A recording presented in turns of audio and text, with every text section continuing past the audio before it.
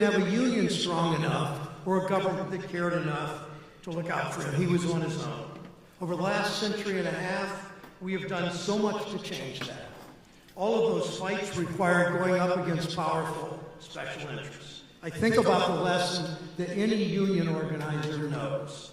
They don't just give you fair wages, safe workplaces, good benefits. They don't just give it to you. You go out and take it.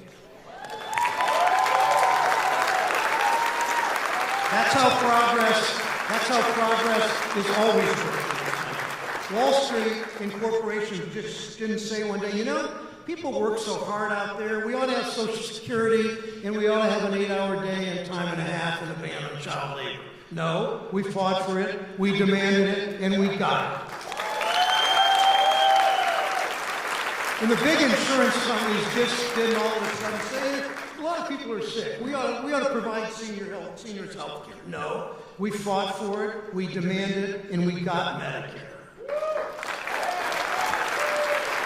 And in the 1960s, a bunch of segregationist Southern senators didn't just decide one day, you know, everybody ought to be able to vote in this country. No, we fought for it, we demanded it, and we got voting rights.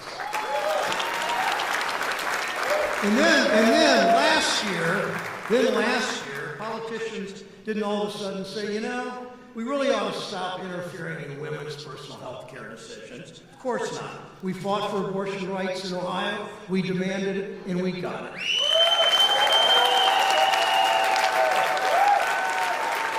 And all those fights, progress didn't happen on its own. We know there are so many fights still ahead. When I first came to the Senate, like all new senators, they gave me one of those really expensive, fancy pieces of jewelry. You could kind of walk around, I'm a senator, I'm a big deal. I wore it for a couple days, but it just didn't feel right, so I took it off and I put my canary pen back